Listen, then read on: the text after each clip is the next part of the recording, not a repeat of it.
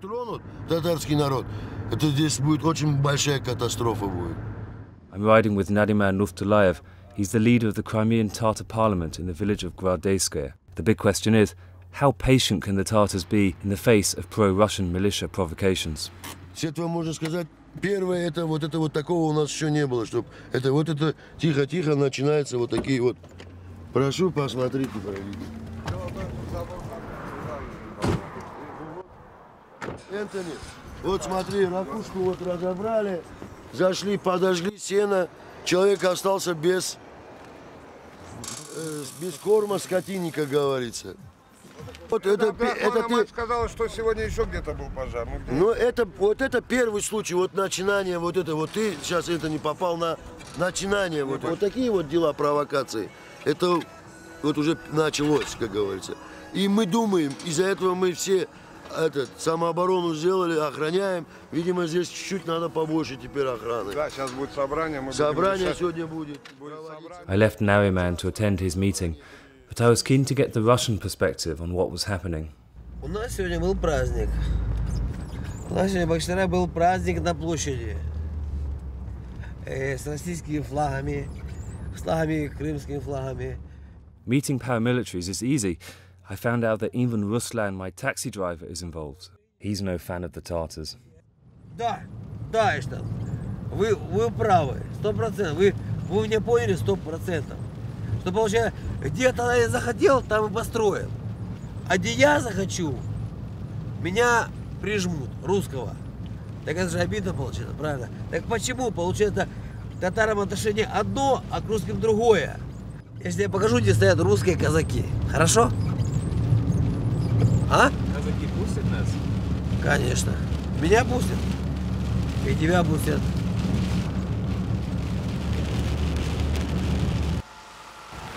Зовут меня Дмитрий.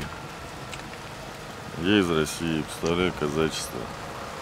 Нахожусь здесь, в Крыму, по приглашению местных казаков помочь им отстоять Крым от фашистской агрессии, идущей из Киева. В дальнейшем что будет? Ну, вы знаете, у нас же в стране много татар. Аж целый Татарстан. И нормально мы с ними живем и не гавкаемся. Я думаю, что если местные татары также будут добрососедски жить, то у нас с ними никаких проблем не будет. Турция здесь строила свои школы, помогали татарам в надежде на то, что татары рано или поздно поднимут тут свой мятеж, когда произойдут в численности местное население, и отстегнут Крым к Турции. Others said off-camera that Tatar villages might soon be Russian. Crimean PM Aksyonov is already demanding the return of some Tatar land. Это вокзал, стоянка. Сейчас мы проедемся, вон там посмотрим. Там стоит количество. Вот БТР. Смотрите, вот снимайте справа. Вот видите, как здесь крымские сделали. Ага, вот они, БТРы пошли, видите? Стойте. Смотрите. Minutes pass while the train of war machinery rumbles up to stop at this station. I look up the number plates later on the internet. They're Russian, registered to the Tula region in Moscow and to the North Caucasus military. We feel like we're pushing our luck. Some soldiers start to come towards us and we leave. Ох ты, вот это БТР сзади едет. Аккуратно, вот сзади. Сзади машина едет. Хаммер. The Tatars only returned from Stalin's 1944 exile about 20 years ago under Gorbachev. They're desperate not to lose it all again. Nadiman takes me to see his father, who recounts his own tales of eviction. Отец и его сестра. Это аж в Крыму снимали. Нет, это в Узбекистане, я сам снимал его. Это уже позже. Это 46-й год сняли. Nadiman's 83-year-old father is called Iskender. В 44 году, это был 18 мая. Пришли, мы ничего не знали. Утром рано пришли в наш дом, рано, еще темно было. В нашем село было 120 семей. Из них половина русские были, половина татары были. Русские остались, а татар только выставили. В школе, когда сидели в классе, говорили то, что перейдем, когда в России, всем потом нам будет плохо, начнется война, и потом нас снова выселят. Это когда? Ну, говорили примерно неделю где-то назад. Это ученики, да? Угу.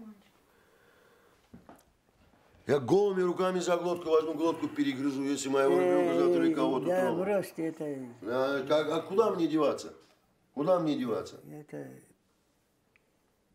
Это ерунда. Ты. Ситуация напряженная, это не напряженная. Проходи с ним. Stalin justified the deportation by saying the Tatars were in league with the Nazis. The problem for the Tatars is that they're pro-Ukrainian and the Russians are equating pro-Ukrainianism increasingly with being pro-Nazi. Мы считаем, что этот конфликт должен разрешиться между государствами.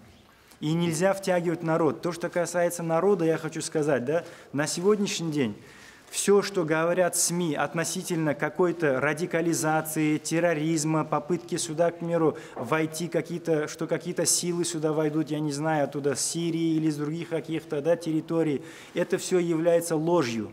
Мы не собираемся брать в руки оружие, даже считая, что вот нас оскорбили, мы молодежь.